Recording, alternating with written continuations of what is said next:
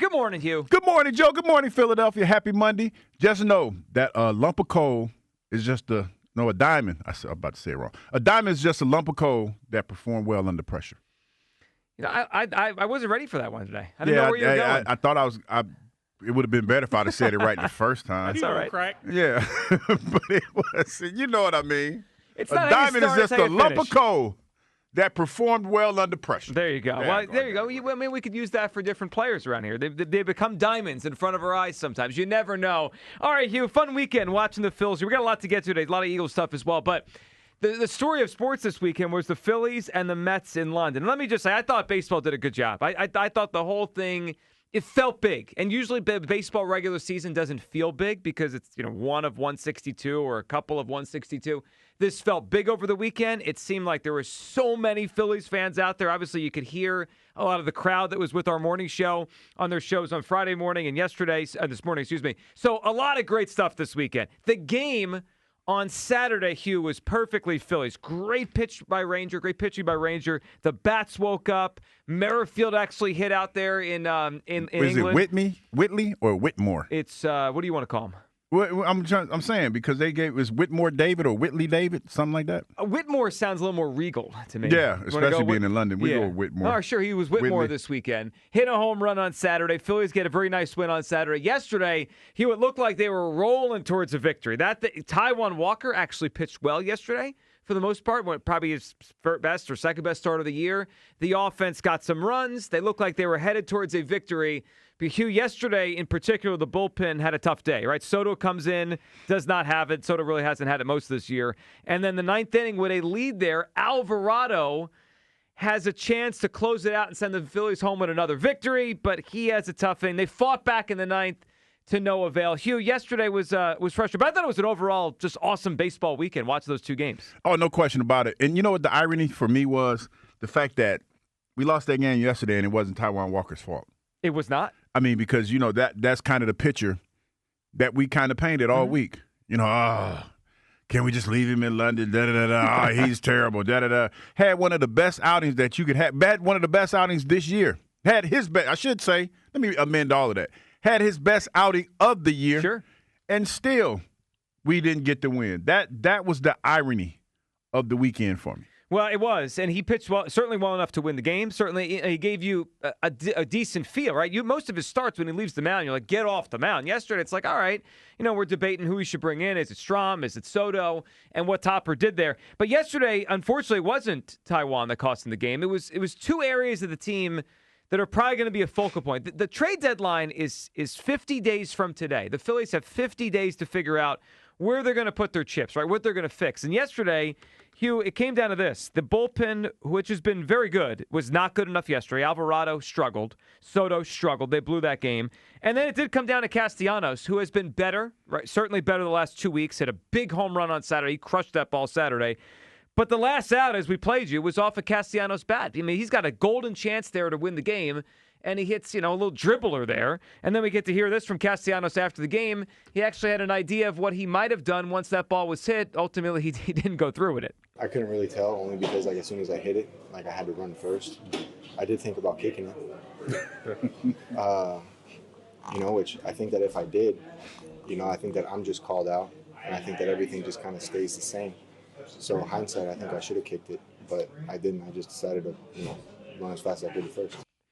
So Nick Castellanos thought about kicking that ball. Big brain Nick yesterday thought about kicking the ball. Actually, very reflective. When you think about it, it's not an insane thought because he's right. He would have been out, but no double play. Yeah, and that's why I say he was very reflective. And the way he explained it, it made a lot of sense when he said it like that. Because the way the ball I was listening to it on the radio, so it sounded like it just died right there. It did. It was like a horrible thing. So yeah, he was thinking, but it was just unfortunate that he didn't think fast enough. Well, he didn't. And look, he's been better lately. Hit the home run on Saturday. Witt hit a home run on Saturday. So I think the offense, and that ninth inning did start with a Pache single. But here we are 7 weeks away, 50 days from tomorrow from the MLB trade deadline. And yesterday you kind of had on display the two areas that if they're going to improve, they could improve, right? Yeah, the offense. Offense and the pitching. Yeah, the offense and the outfield in particular, right? Even with Castellanos being better lately. And that relief pitching, which has had, I think, a good season. But yesterday, and I think there's been some moments here where Alvarado people haven't felt they fully trust Jose Alvarado.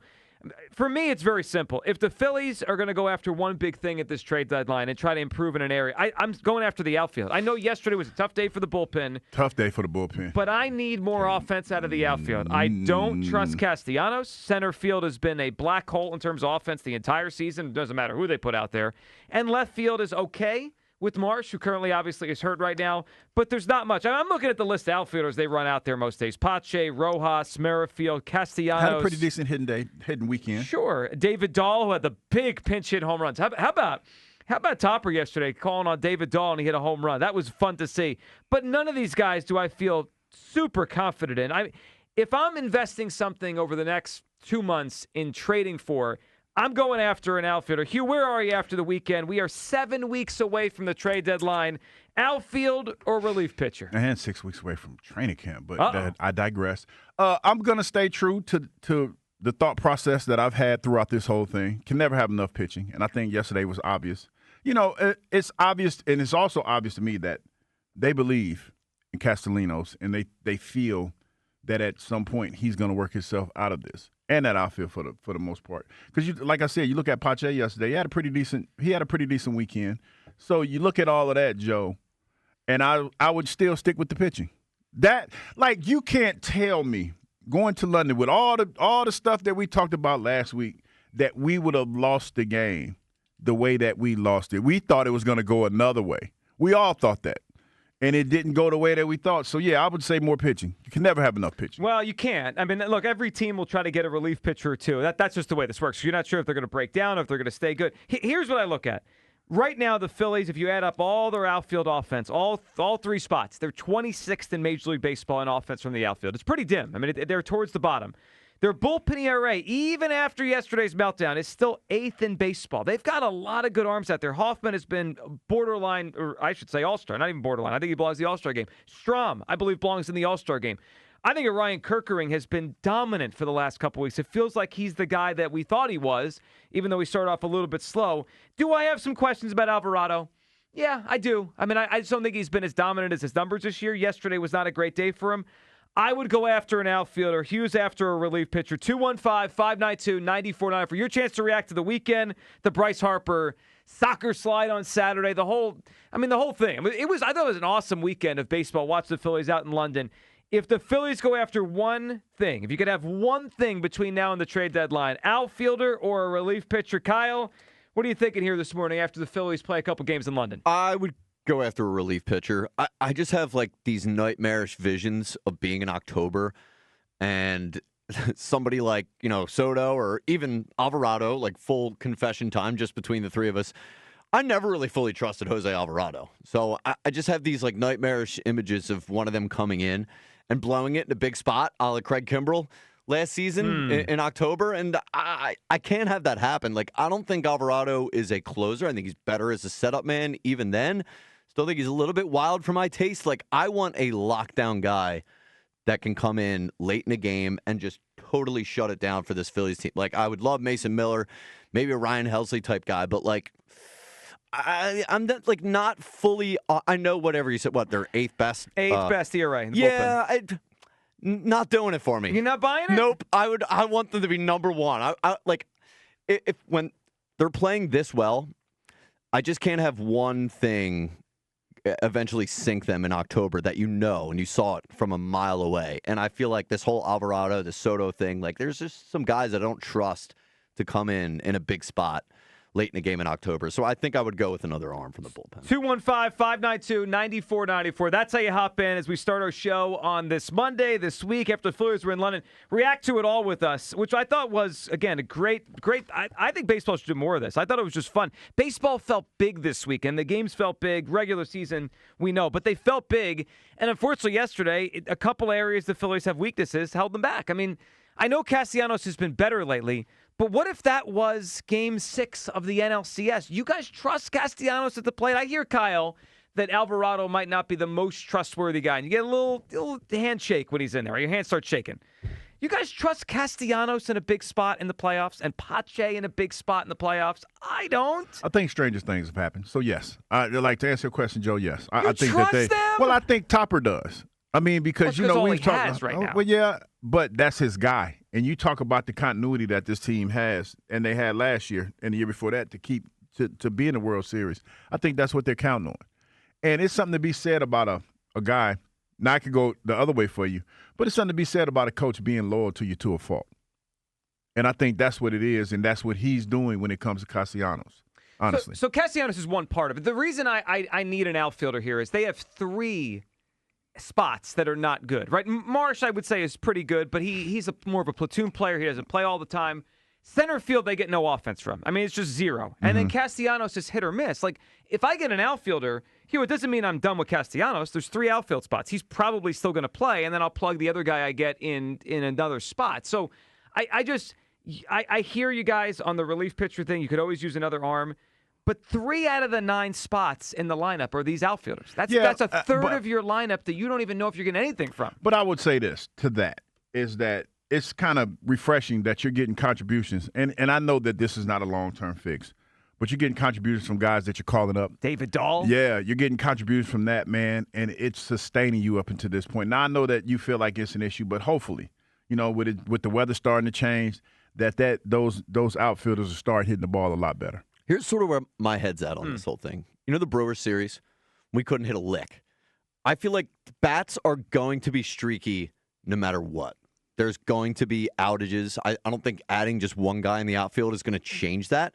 But the way the Phillies swept the Brewers was because their pitching was just dominating, phenomenal. Even though they couldn't hit. What was that, 4 runs or something? I think the Phillies scored a total of 6 runs that entire series. But the pitching won.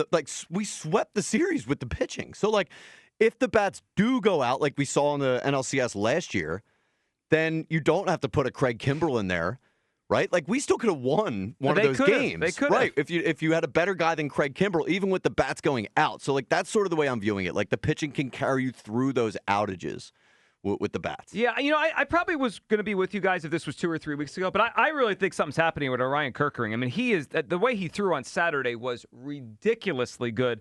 And I look at it man, you got Hoffman, you got Strahm, you got Kerkering. I mean, I got 3 dudes in the bullpen that could get anybody out at any time, left or right.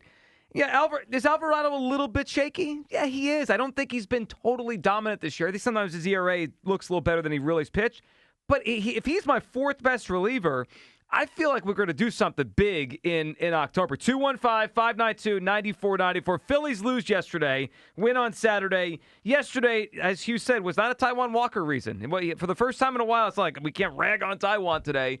No, he was fine. He was more than capable as a 5th starter yesterday. The issue yesterday was a Castellanos at-bat that was very poor to end the game. And the bullpen. I mean, Soto, I'm done with. I mean, I've been waiting for 2 years for Gregory Soto to show me something, and he doesn't. That guy I can't trust at all. But last night, yesterday early, I should say, it was a 10 a.m. game. By the way, what'd you think of a 10 a.m. baseball game, Hugh? I kind of liked it. You know what? It wasn't bad for me because I was up. I took Harper to the Eagles football camp yesterday, so I was up. It wasn't bad. And the people that were in there, you could listen to the game a little bit. Yeah. So it wasn't bad for me. I like it. I mean, baseball, I know they do this thing on Sundays now, or at least they tried the last few summers. The one Sunday game will start at 11:30. But 10 a.m., I was like, at first I was like, are we really playing a baseball game this early? Because it caught me. I was like, wait a second, the game starts in an hour. But I liked it. I thought the whole weekend was very well done by Major League Baseball. 215-592-9494. Outfielder, relief pitcher.